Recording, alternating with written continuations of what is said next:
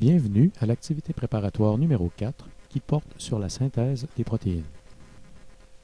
La synthèse des protéines représente un défi cellulaire en ce sens que les gènes, qui sont des plans de construction pour les protéines, sont confinés au noyau, alors que les ribosomes, ceux qui assemblent les acides aminés, sont en dehors du noyau. Pour pallier au problème, la cellule agit en 3 grandes étapes. La transcription, qui permet de former une copie du gène, la maturation, qui prépare la copie à sortir du noyau, et la traduction, qui consiste en la lecture de la copie du plan et en l'assemblage des acides aminés en vue de produire la protéine. La présente capsule s'attarde plus particulièrement au point de départ de la structure des protéines, c'est-à-dire la structure du gène. Dans une cellule eucaryote, l'ADN est conservé à l'intérieur du noyau de manière compactée,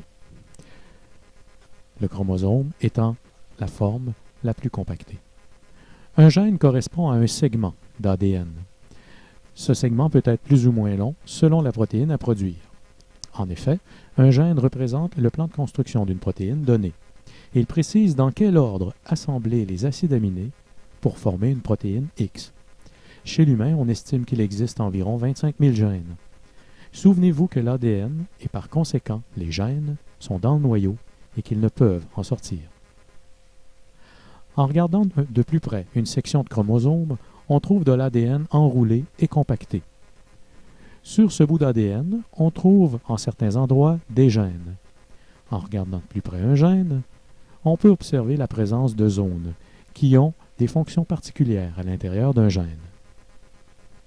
Il y a d'abord une zone nommée promoteur. Le promoteur est généralement situé en amont ou au début du gène. Il est nécessaire à l'amorce de la première étape de la synthèse des protéines, c'est-à-dire la transcription. À l'intérieur du promoteur se trouve une courte séquence riche en T et en A.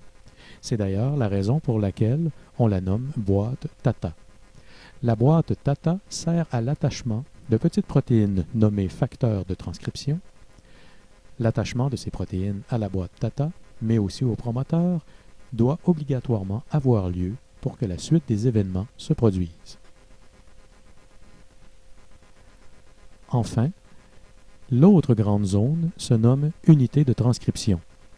C'est dans cette zone qu'on retrouve le plan de construction de la protéine.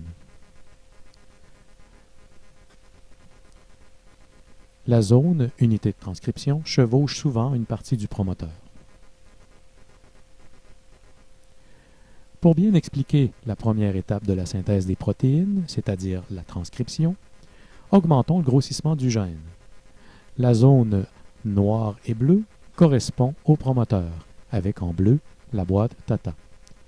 La zone rouge correspond à l'unité de transcription.